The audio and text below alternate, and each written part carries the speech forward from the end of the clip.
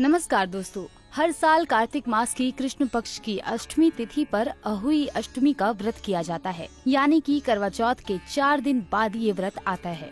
जैसे कि करवा चौथ पति की लंबी आयु के लिए रखा जाता है, ठीक उसी तरह अहोई अष्टमी का व्रत महिलाएं संतान की सुख समृद्धि और दीर्घ आयु की कामना के लिए करती हैं।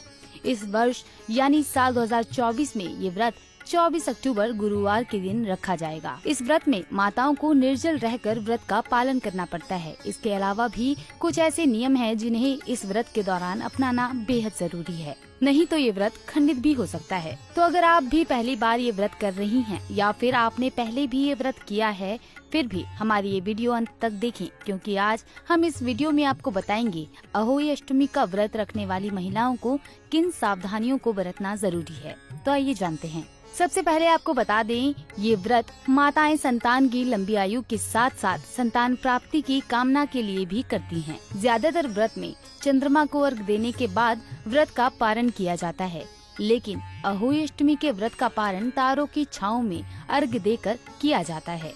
अहोई अष्टमी व्रत के कुछ नियम बताए गए हैं, जिन्हें ध्यान में रखना अति आवश्यक है।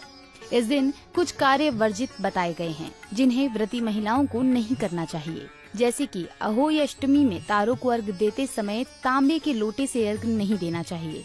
इस दिन अर्घ देने के लिए पीतल के लोटे का प्रयोग किया जा सकता है। यदि आपने अहोई अष्टमी का व्रत रखा है तो आपको दिन के समय भूलकर भी सोना नहीं है। मान्यता है कि इससे व्रत का पूर्ण फल प्राप्त नहीं होता। इसके अलावा इस दिन तुलसी का पत्ता भी ना तोड़ें।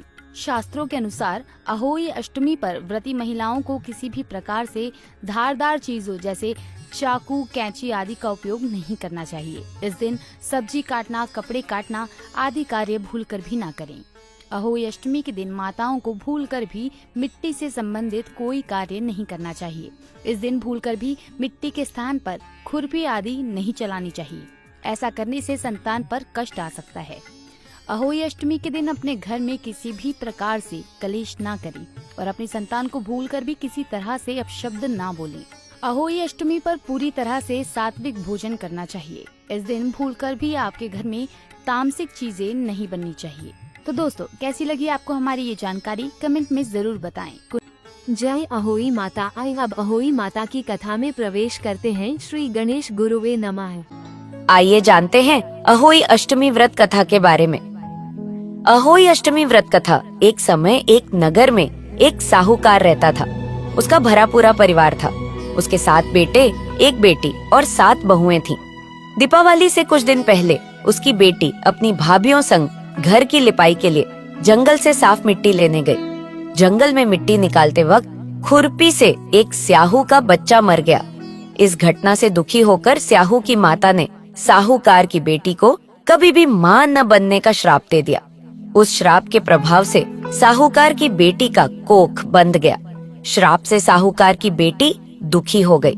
उसने भाभीयों से कहा कि उनमें से कोई भी एक भाभी अपनी कोख बांध ले। अपनी ननद की बात सुनकर सबसे छोटी भाभी तैयार हो गई।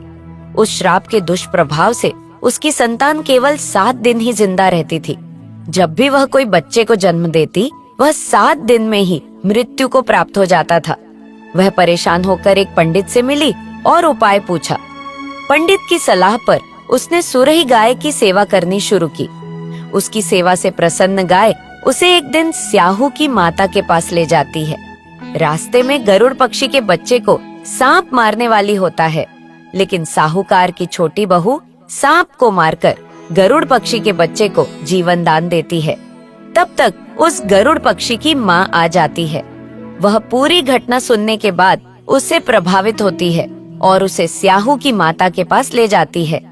स्याहू की माता जब साहूकार की छोटी बहू की परोपकार और सेवा भाव की बातें सुनती है तो प्रसन्न होती है। फिर उसे 7 संतान की माता होने का आशीर्वाद देती है।